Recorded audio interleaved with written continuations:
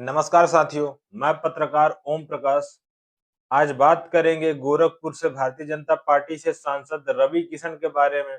रवि किशन उर्फ इस सदी के सबसे महान गणितज्ञ सांसद रवि किशन के बारे में। जी हाँ, बीते दिन ये जीएसटी रिफॉर्म के ऊपर एक इंटरव्यू देते हैं और इंटरव्यू में जवाब देते-देते ये जवाब कम देते हैं और भारतीय जनता पार्टी की चटुकारिता ज़्यादा करते हैं। जी हाँ, ऐसा मैं इसलिए बोल रहा हूँ कि जब ये जीएसटी का फायदा गिनवा रहे थे तब ये बताते हैं कि जीएसटी से चीजें 50% तक कम हो गई है।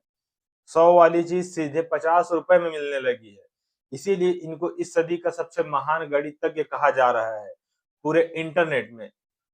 इनका इस तरह का बयान आजकल सुर्खियों में है। बीते दिन ये संसद में समोसे के ऊपर बयान दे रहे थे कि समोसा का साइज बड़ा या छोटा कैसे है, पूरे देश में समोसा एक साइज का होना चाहिए।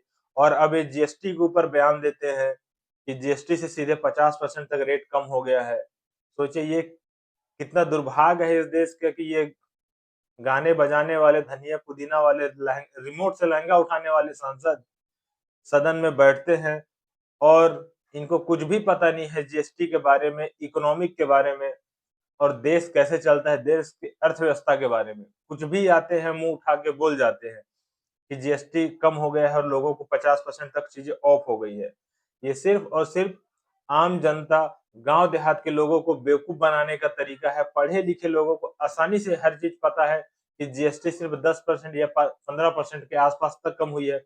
50% ऑफ किसी भी चीज़ों में 50% से जीएसटी किसी भी चीज़ों में कमी नहीं आई है।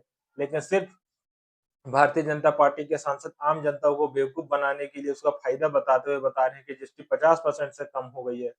और साथ ही ये कहते हैं कि ये जनता का तोहफा है जिन्होंने नरेंद्र मोदी की सरकार के ऊपर विश्वास किया है और नरेंद्र मोदी को तीसरी बार देश का प्रधानमंत्री बना है। तो सोचिए अगर देश के प्रधानमंत्री बनाने पे ये तोहफा नरेंद्र मोदी ने जनता को दिया है, तो ये सिर्फ बिहार चुनाव के आते ही समय क्यों दिया है? और साथ ही इस देश में कोई भी आतंकवादी हमला, कोई भी बहुत बड़ा फैसला, कोई भी उपहार ये चुनाव के समय ही क्यों दिया जाता है?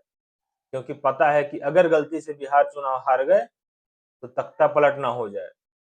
इसीलिए कहते हैं कि अपने क्षेत्र में सांसद, विधायक, सरपंच, उप सरपंच, अध्यक्ष किसी को भी एक पढ़े-लिखे समझदार व्यक्ति को ही वोट देना चाहिए और उस जगह में बैठाना चाहिए, ताकि वो अच्छे से चीज़ों को समझ सके, जो देश के अर्थव्यवस्था को जानते हों। ये भोजपुरी के स्टार लहंगा रिमोट से उठाने वाले, इनको कुछ पता ही नहीं है, ये मुँह उठा के सांसद बन गए हैं और कुछ भी अनाप-शनाप बयान देते रहते हैं जनता में।